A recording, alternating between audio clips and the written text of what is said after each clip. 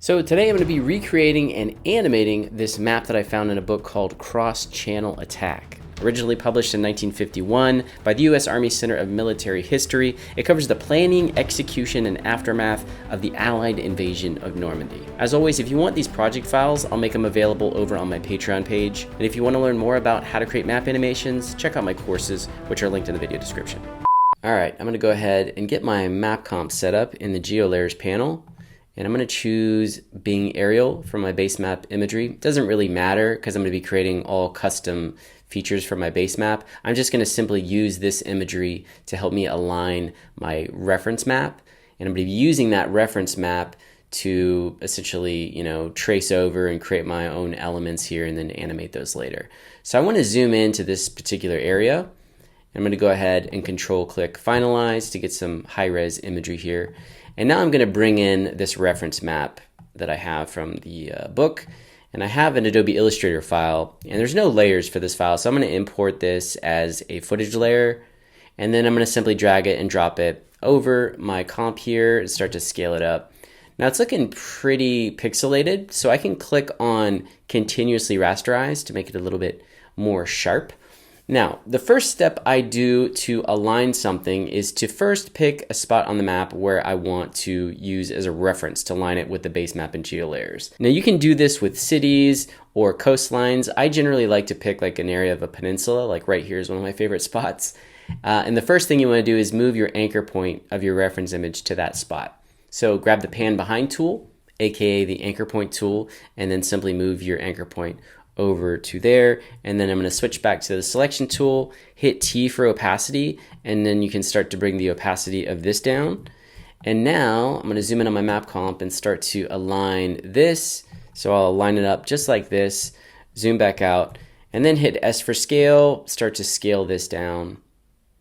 And it's lining up pretty well, but it's a little bit of a different projection. It's not a Web Mercator projection, so we're still going to need to make some tweaks here because I want this to be as perfectly aligned as possible. Because you can see the coastlines over here are not looking too great. So we're going to do this using the puppet pin tool. And I want to turn off continuously rasterize because the puppet pin tool doesn't work very well on vector layers. It works on raster. And now I'm going to go grab the puppet pin tool, and I'm going to puppet pin this right over my anchor point first, and then I will come over here to the outer edges and just start to align some of these areas. So I'll add a puppet pin here on this little peninsula, and then I can grab it and reposition it here and basically puppet it around. I'm going to come over here, we'll go to some of the outer edges just to make it generally aligned. And sometimes your projections will be so far off that even using the puppet pin tool might be a little bit difficult, but it's looking like this one is going to be pretty manageable. All right, now let's bring the opacity back up and just let's toggle this on and off and see if we got it pretty close. Looks like we did. And you'll notice that if I come over here, well, actually, let's just toggle continuously rasterize back on. And you'll notice as we do this, it gives us a little bit of a different look. So again, it doesn't work the way we want it to. Also, if I toggle off puppet pen, you'll see how big of a transformation that actually made. I also like to parent this to the World Mapcomp anchor, set it to 3D so that it'll follow along with the map.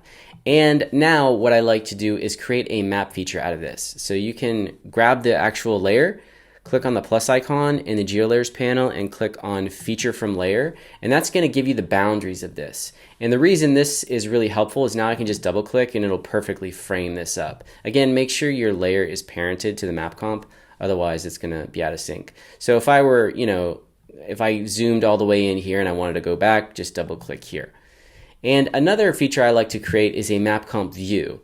So when I create this animation, I'm going to be a little bit more zoomed in here. So let me pick my actual framing here. So if this is going to be my working area, I'm going to go ahead and add another feature here, and I will call it Mapcomp view.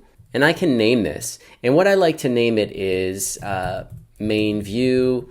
You could also name it something like draw features here, because that's one of the main use cases I do here. I like to pick a zoom level and then draw out all my features at that same zoom level. And this is just a really great way to control the style and the look of all of your elements, because you have all kinds of different variables here, like the stroke width of your borders, of your lines, the size of your labels, if you want to scale them, So it's just much more uniform and easy to control all those elements if you draw them out all at the same map level. And if you have any problems, you can always go back to the zoom level, swap them out, or just redraw them all together, and you'll know that's where you drew them out. Also, once you start creating map features, it's a really good practice just to save these out. So I like to select them all and then, call it Allied Assault Features, and you can save it. I create a folder called map data, and I just throw them in there, every hour or so, or right after I create a bunch of map elements.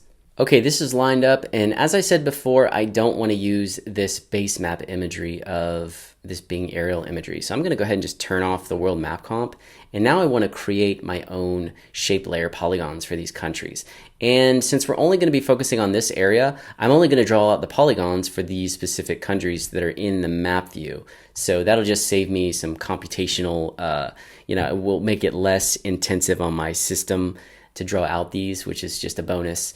So now I'm going to actually grab this map data. So I'm going to click on Add Features to Browser, Download Features, and I'm going to grab the whole global data set for countries from Natural Earth. So that brings that in, and now I'm going to click on Filter View. And as I open this up, it's only going to give me the countries that are visible in this view. And it still gives me one too many. So I'm just going to grab the ones that I know I want to use. So France, Belgium, Ireland, United Kingdom, Netherlands, and then the islands here. And I'm going to bring these up and out here and maybe put them in a map feature collection and call these countries. And now before I draw these out, I need to create a shape layer style. And I really want to match the style of this here. So I'm going to go ahead and click on continuously rasterize to see this again. If we look here, there's this main dark blue color that's pretty much the only color that you see on this map. So I want to grab this same color, and it looks like they're using this for not only these lines and arrows, but also the country border here. So I'm going to create a shape layer style to match this look right here. So first I want to sample this blue color. So I'm going to grab the rectangle tool here so I can see the colors, and I'm just going to grab stroke. We'll turn it on. And now if I click here, I can just grab the eyedropper tool and just sample like this blue here. And now I'm going to copy this hex key right here. And now I'll go back to the GeoLayers panel, click on your shape layer style presets here and do edit styles. And I'm going to create a new one right here, and we'll call it D-Day country. And for the fill, I'm perfectly fine with this white. I'm just going to make it a little bit of an off-white here. And I will add a stroke, toggle this on, toggle off use fill color, and then simply paste in this hex. The reason I sampled the color over here is because this GeoLayers color picker panel, it doesn't even have a color picker tool. At least I don't think it does. It's just a little bit annoying. So I'm going to click apply here, and we want to grab the stroke width. I'm going to bring this way down to like a stroke width of 2. We can always change this later. Okay, so now I have this selected. I'm going to click this again and set my parameters here that I want. I want to simplify the geography. I always say that. I want to simplify the geometry to current zoom. I want to have auto stroke width off. For now, I don't think I'm going to be animating these countries, so I'll draw them out as one individual layer. So that's all looking good. Now let's just let's draw these out and see what happens.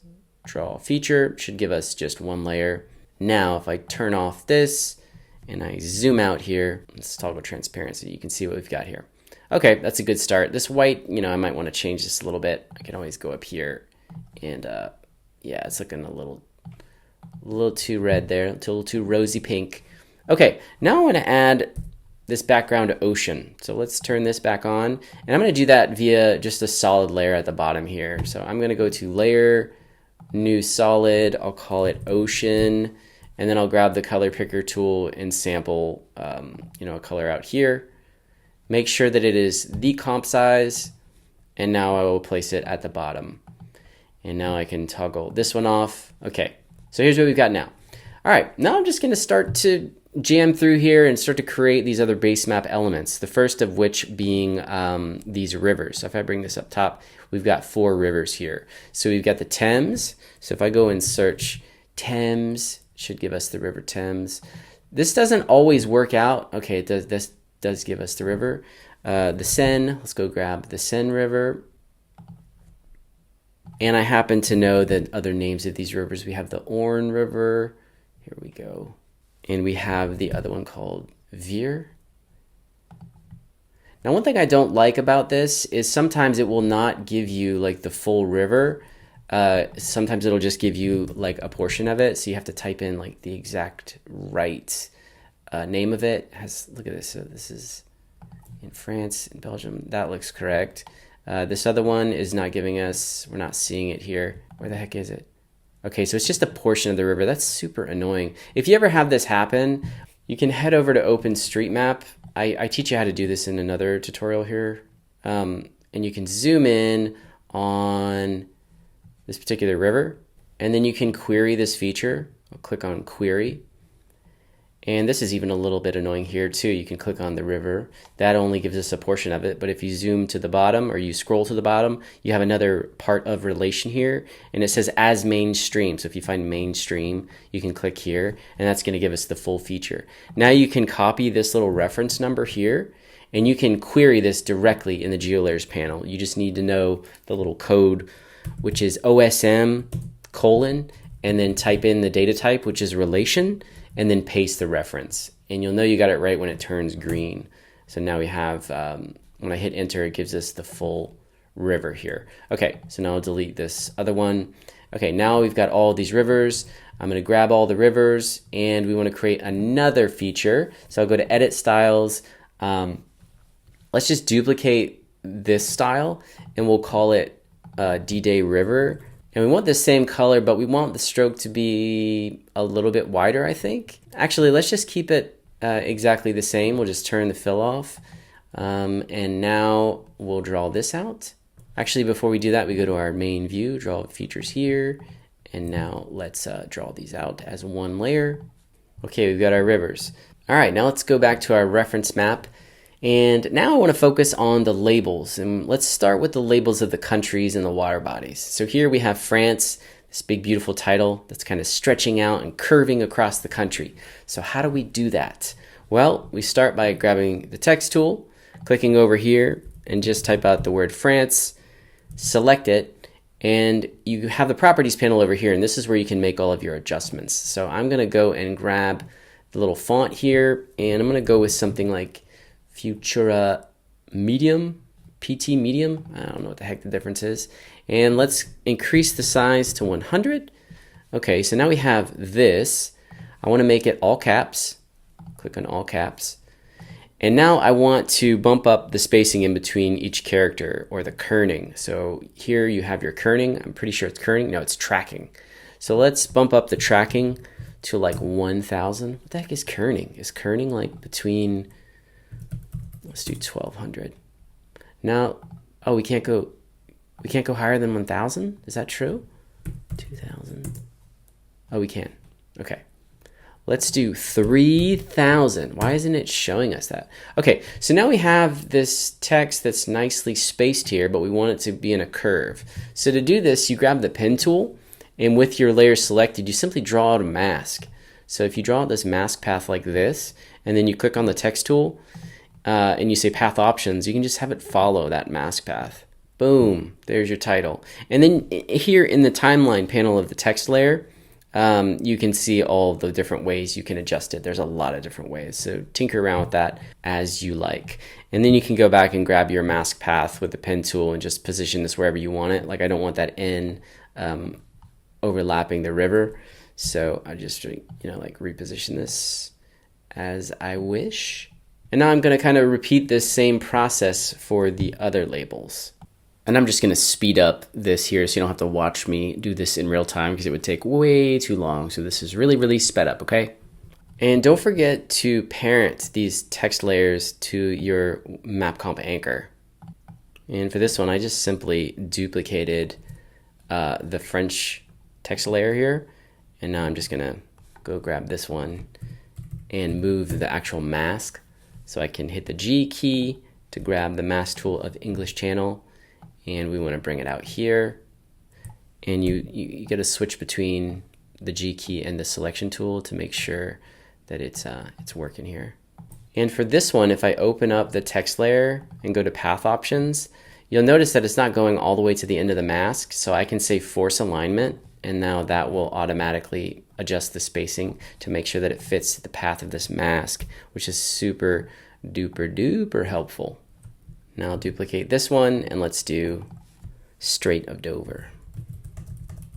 All right, now I'm going to label out these cities, so I actually need to download the map features so that I can label them. And there are quite a few here. It would take a pretty long while to manually type these out. So what I'm going to do is I'm going to use a feature right here. I can just download features, and I can scroll to the bottom and select places.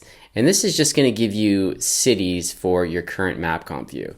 Now at a specific zoom level, or the specific zoom level will determine the number or the level of detail. So right now it's only giving us like the main cities.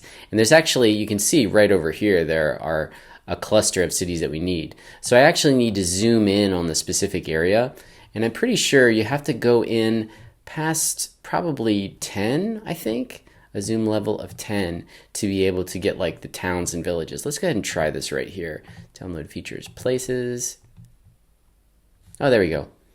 All right, and you can just come over here and download some more, download features. Now while that's downloading, I'm going to create some new label templates for these cities. So you just go to your label template drop-down menu here and select add template. And this is going to give you this blank template here, which essentially consists of a text layer and a label anchor point. Now I already went ahead and designed my text here for this one. I'm going to rename this. I'll call it D-Day Top.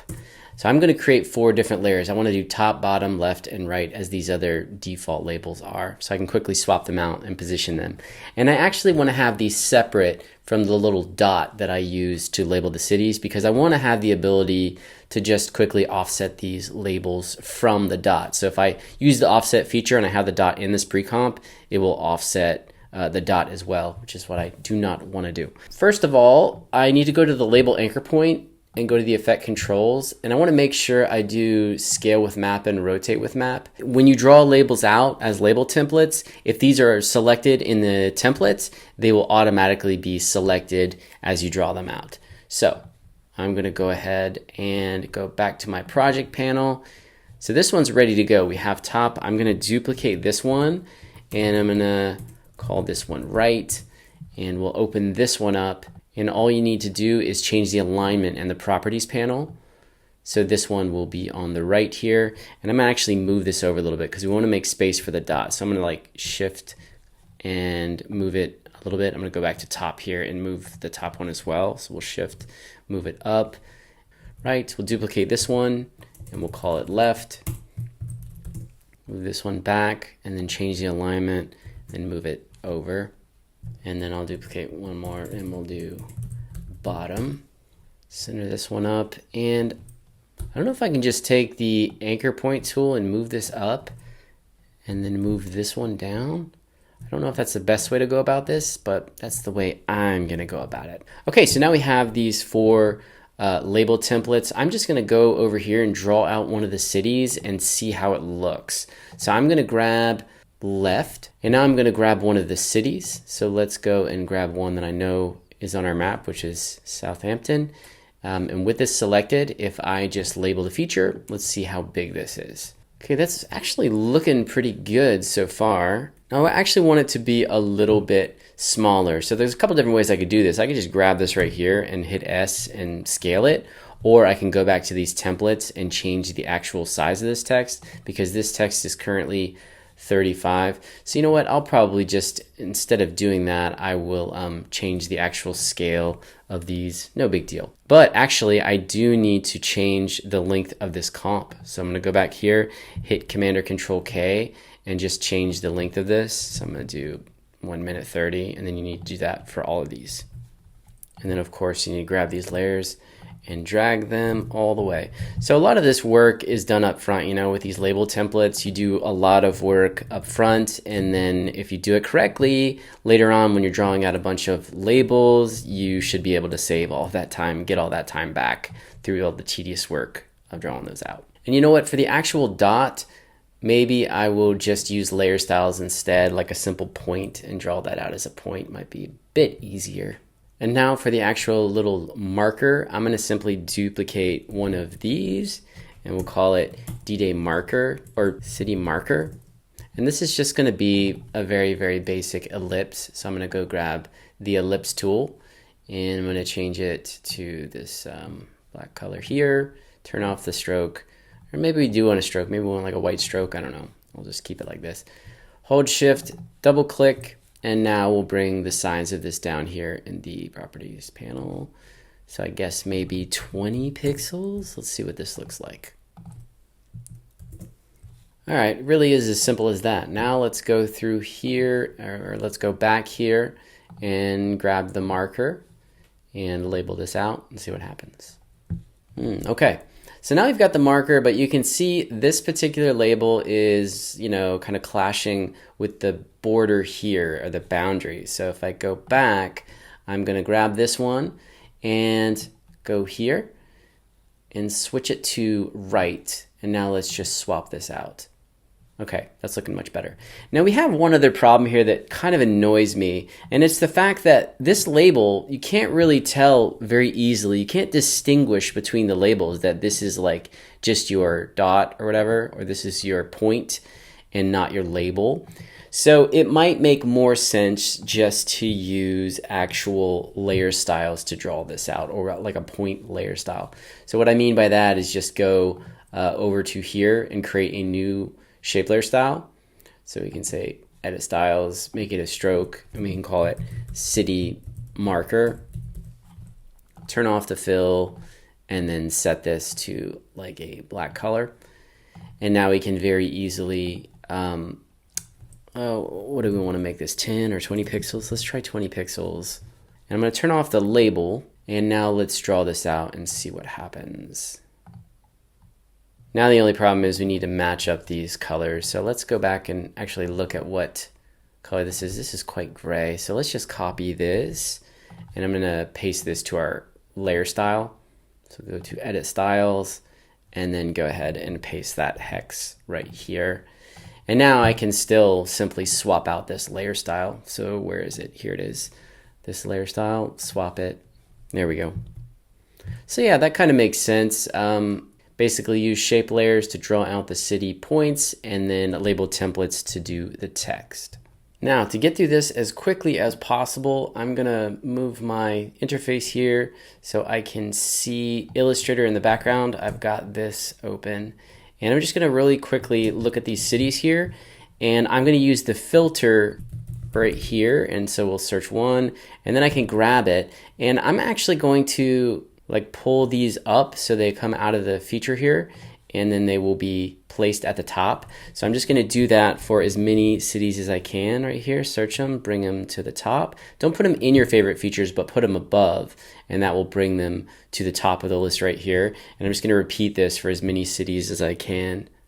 Okay, that took quite a while to get all of these, and I still don't have all of them, but I'm just going to grab what I do have here, and I'm going to put it in a feature collection, call it D-Day Cities. Once again, I want to make sure that I export these features often. Now I'm going to go back to my main view here, and now with these cities selected, I'm just going to grab them all, and let's try to draw out some of our, so basically I just got the cities in England here. So let's go ahead and draw out our labels and see what happens here when I draw them all out. Okay, and with them still selected, I'm going to go ahead and draw out the shape layer feature as well, which are the dots. And it might make sense to draw that out as just one layer, which it did. Okay, it did. And first of all, these dots are looking a little big, so I can go back to my shape layer style and simply edit it. We want to make these quite a bit smaller, so let's make them 12 pixels. Click apply.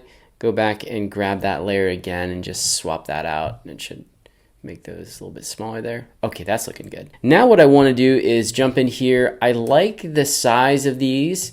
Now I just need to position them. So now the reason I wanted to create these separate from the point is so I can come here to the effect controls and use this pixel offset. So now when I offset the text, it's not offsetting the actual point. So that's pretty cool. And actually, you know what? I'm probably just going to swap this out with a left. So let's go back to D-Day left and swap this out. And now let's move it up a little bit. There we go. And now I can just run through and, you know, swap these out as I like. This is probably going to be the most time intensive thing of the entire process, is just getting these like aligned and making sure they're not overlapping and making sure that they look good. Okay, I have a good majority of the cities labeled. Looks like there's a few missing, but I'll get to those a little bit later. I'm gonna grab all of these labels. I just wanna scale them down a little bit. Let's bring them down to like 80%. I think that'll look a little bit better. Now I'm ready to start adding some of these other elements. And I think for this particular example, I just wanna focus on the arrows here. I don't wanna focus on the embarkation zone areas. I just wanna mainly focus on these routes, which are essentially arrows. So to draw out these arrows, I'm gonna do it very easily. There's actually an arrow tool inside of GeoLayers. You can see it right up here. So I'm going to just use this arrow tool to trace out one of these arrows. So I'm gonna zoom in real quick. Now, one thing you wanna know about the arrow tool is it will automatically draw out via the feature here. So it will use this color. So I'm gonna switch it back to our D-Day River because we want it to be this blue color. Now to use this, you simply click on Draw Arrow, and it's gonna add, you can't really see it here, but if you look right here, it basically adds a vertex. And as I move my cursor over it, it switches from the pin tool to the selection tool. So what I need to do is grab this and then move it to where I want my arrow to begin, which is right here. And now I can just start to draw out the rest of this path. So I'm going to draw it out, just tracing along this path here, and voila. Now, if I full screen this, let me just solo this. And actually, let me just hide these label layers so they're not like taking up a bunch of space. Let's solo this and see what we got going on. Okay, we got a color that's looking good. We need to make some adjustments here. There's a couple of things going on. So we've got this taper. If I go up and grab the arrow, we have all these effect controls. So what I want to do is just go down here and try to match the look. So first we want to bring the taper to 0. We don't want it to have any taper. And to be honest, that's already pretty close. If we bring up our reference image again, that's pretty darn close. You might want to bring the width down to like 10. Now, one thing about the arrow tool is it automatically attaches it to the map. So it's automatically parented and set to 3D, and it has these keyframes, so it's already animated. Okay, so it's going really fast. All I need to do is bring my last keyframe out here, and now we can see we've got our first arrow. Now, we don't want to have to do this every time, draw it out. We could, but then we'd have to adjust the styling. What you can do is grab the arrow and simply duplicate this layer, and I'm going to bring my reference back up here. And I'm going to turn off the visibility of this first one. And with this one selected, I'm going to hit the G key, which is the pen tool. And now I can grab any of these points and just move them around. So I'm going to grab this first point here, move it to the starting position. I'm going to grab the second point, move it over here. And I most likely am going to have to delete some points here. So just grab the remaining, yeah, it looks like we're going to have to delete a couple of points. So grab this next point. Actually, the next point is right here. Bring it to the end. And now you can just delete these final vertices here. And if we solo both of these now and turn off our reference image, we now have 2 arrows. Now I'm just going to continue these same steps for all the arrows. Now, before you do this, it's really important to make sure that you have the arrows styled the way you want. Because if you don't, then you're going to have to go back and style these one at a time. So if you want to change the size of the arrowhead or you want to do anything, do it on your first arrow so that you can just save yourself some time. Now, in some cases, you will need to add vertices. So if I duplicate this one here and I start to move it using the pen tool, I'll just go over here and then grab this one and then move this one over here. Now, with this last one selected, as long as I have the pin tool selected and click another point out here, it's going to just simply add one.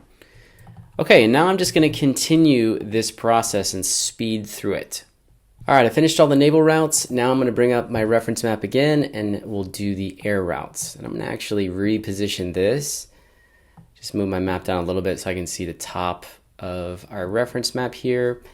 And for this one, let's just go grab one of our other arrows here, the original arrow. Let's just duplicate this one and we'll bring this to the top. We'll change the color so that we know this is an air route, not a naval route. And then hit the G key and just start to reposition this. So we'll start it kind of off over here and then just trace this. Zoom in a little bit. And one thing you notice is that we have this set right here, adaptive resolution, and that's why it keeps, when I'm moving these, it's a little hard to like get it because it goes into like, you know, it adapts the resolution. So I could turn this off to just final quality just as I'm tracing. Be super duper helpful here.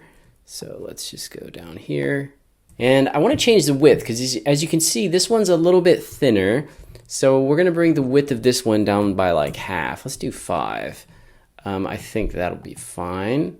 Now the problem is this one splits. So I don't know how we're going to do this. I think I might just animate these directly from this line. So I think that's what I'll do. I'll just duplicate this one and I will come back here and let's just solo these two. And for this one, I don't want, actually let's just grab this one. So I'll start deleting vertices here. So we just have these, and let's go back and grab our reference, and now we can just reposition this. So it'll go from here, actually no, undo. This one will go right from here. And we'll just have to retime the animation. Okay, that's looking cool. Duplicate this one. Now this one can come from over here. Now last but not least, we got this one coming from, I don't know where this one starts. Let's just say it starts over here. Actually, no, let's just say it starts from the edge of this little boundary here. So it'll start right here. You know, you might want to change the color of these just to make it easier to trace, because this can prove to be a little bit difficult if you're, you know, everything's the same color and you're tracing over. Now we have all of these routes animated, but a few things are going on. First of all, we're going to need to obviously retime these animations. But if you look, when many of these reach 100%, the arrowhead like flips. And this is a really annoying thing in After Effects that I personally have never figured out what to do. But a lot of times when you're using trim paths, it just acts a little bit wonky. I don't know if it's like the motion path, like the Bezier handles of those. But the way I get around it is I just grab all of these and I'll grab the keyframes. Just go to the in keyframe here, and luckily these are all at the same position and they're all the same parameter. They're all the same amount. So I'm just going to switch this to 99.9, and that's going to go ahead and fix that for us. We can double check it by looking just to make sure that indeed our arrowheads are looking good. Now it's a matter of timing this out. We want to do this first group of arrows first. So we want to do like the leaving of the main ships. Now obviously, if I was doing this properly, it'd have like a researcher saying, oh, this is the, you know, force D left first and yada, yada, yada. But I don't have that. So we're just going to focus on like actually making something visually cool. So what I would do here is just offset these. We're going to animate these first. So yeah, I'll hit U for these. And let's say we want these to take, you know, 3 seconds. So we'll just offset these a little bit, just manually. And also we want these to fade on. So a really quick and easy way to do that is just to go to the Effects and Presets panel, go to Window, Effects and Presets, and search for an effect called Fade In Frames. And if you double click this, it will apply to all the ones you have selected. And this just does a simple fade in of 15 frames. It does a fade in and a fade out. So right now you don't see the arrowheads starting off with, and they'll fade up. So that's just gonna look a little bit better. And you can play around with the offset here of how much you want these to offset. Like I want, like this one, for example, I want it to maybe even reposition. Okay, so once that kind of smooths in here, maybe we want the air routes coming in. So we'll hit U to bring these in, turn the visibility of these on. We want to time these two, so I'll grab these two, and we want these to come on a little bit later. So first it's going to be these two and then this one over here. And actually we want to make these much faster. So we'll just, so they all hit at about the same time. We can, you know, keep finessing these. All right, and now I'm going to grab the final 4 arrows and position these. So we'll solo these And I'm gonna just push them back down to here. So basically have the naval routes go to the Piccadilly Circus area, or this area here, and then the air routes come in, and then after we have these come in. And I can retime these keyframes. You know, I'll render one out just to see how it looks, and at the very end I'll finesse the timing of these. And actually with all of these other ones, I didn't do the fade on these. So I need to grab all of these, hit the U key to close these up, go back to effects and presets, and just slap that same animation on there so everything will fade up nicely. So even here now you can see these are starting to fade up. All right, let's just take a quick look at this. Okay, this is looking pretty good. Now I'm just gonna very quickly just retime these layers so that there's some overlap between these and kind of smooth these out. And next up, I'm gonna very quickly do these embarkation areas. So I'm just gonna take the pen tool and quickly create these shapes manually. I'm gonna attach them to the Mapcomp anchor layer. Okay, I traced out all of these different embarkation areas and I turned them into these dashed lines, but now I actually want to mask them out along the coastline. And to do that, we just use Great Britain, this polygon, as a matte layer. So I'm going to grab these 3 division layers that I created for these shapes, and I'm going to toggle switches and modes. And then for the track matte, we want to go and select, right here you have France, United Kingdom, Netherlands, all the country polygons. So do that, and then that will go ahead and matte those out. However, we lose all the land, and that's because when you set track matte, it automatically turns off the visibility of your layer. So go ahead and just turn that back on. All right, now I'm going to add some labels for these. And just as I did with the labels for the countries and the water bodies, I'm not going to create a template. I'm just going to simply type this text out and then parent it and then duplicate, because you know, we don't need to really create templates for these. And I am going to make these a blue color to match the other elements. I'll just speed through this. Okay, now one really cool little visual element that I want to add are these airplanes along these routes here. So you can see we have 2 different ones. We have like the C-47 here, and then we have a glider. I'm probably just going to focus on the C-47 because that's all I really have time for.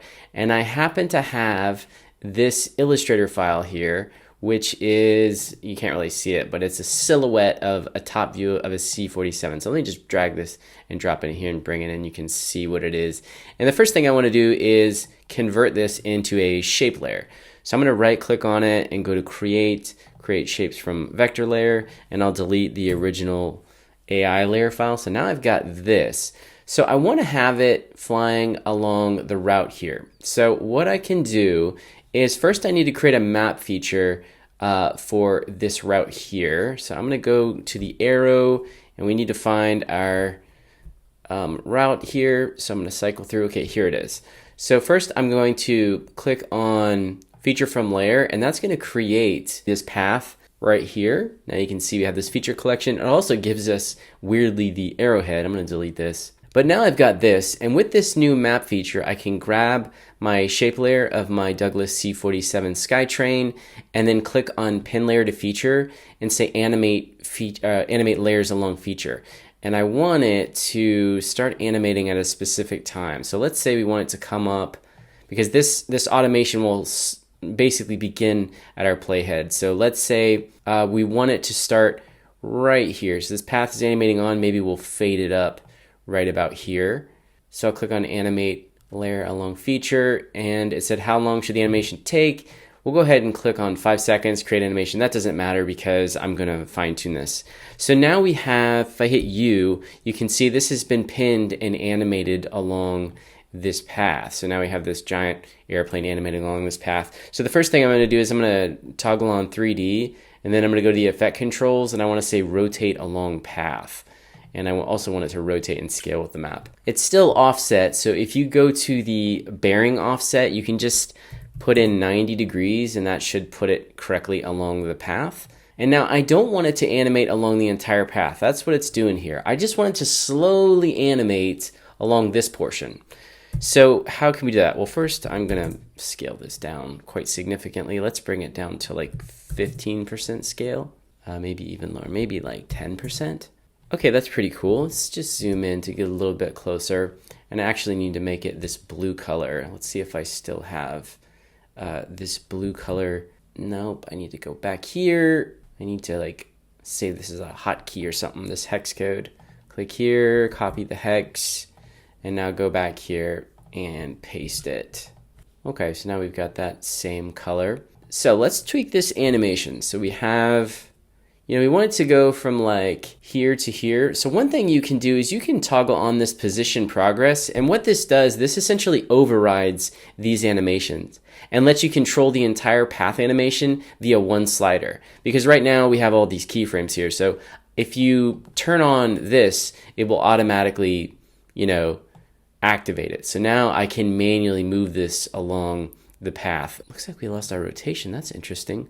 Why did it do that? Rotate along path. Maybe I simply need to rotate this a little bit more again. I'm not entirely sure why it did that. Let's see if it... Well, you know what? Unfortunately, I do not have the time to troubleshoot this right now, so I'm not even going to bother with it. I'm going to turn that off, and I'm going to hit the U key. And what we'll do here is we're just going to manually do this. So I want it to... well, let me set the rotation back. Let me go to 0. So what I want this to do is just, animate from like here to here over the course of this. So I'll hit U and I'm going to grab all of these keyframes and I'm going to hold the Alt key and just start to stretch this out. So we can have this, only being in this specific area. And now I'm going to add the same kind of keyframes here. We're going to trim it down and I'll go back to Effects and Presets. And I'm going to grab that fade in again, fade in and out at frames. And now this will fade in and it's going to be animating along here. Now there's one other little tweak I want to add here, and it's like having a little bit of a buffer between, a little bit of opacity on the path so I can clearly see the outline of this plane. Because if you look here, you have a nice little, cutout on the line. So to do that, I'm just going to simply duplicate this one. And this will be my matte, so I'll call it C47 matte. And I'm just going to add a stroke element to this one. Add a stroke here. Okay, I'm going to bump it way up, maybe something like 100. Okay, so now we've got this, and this is going to be our matte layer. So now all I need to do is take this same arrow. So these are all, geez, I need to close all these layers. This is insane. And now I'm going to toggle switches and modes again. And for this track matte, I'm going to bring it up to our C47 matte. And now we lose the whole thing. And that's because we simply need to invert this. There we go. And now we've got a little bit of a buffer here. I don't know if this is the best way to go about this. If you have a better method for this, I would love to hear it, because I think that's a pretty good technique. But if you're starting to get a buffer around this for all other layers, that might prove to be a little bit difficult, because if you're setting all these other layers to this track matte, this C47 matte, it might be a little bit funky. Anyways, also you might want to link the properties here. So if you decide to move this this main C47, again, you want the matte to like stick to it. So, all right, so that's pretty much it. The last thing I did was add a texture and a legend and one other plane here. And this is the final animation. Once again, you can get the project files over on my Patreon page, and I have links over to my premium courses if you want to go check those out. And if you'd like me to animate more maps from this really cool book, just let me know down in the comments section. Have a great one. See you next time.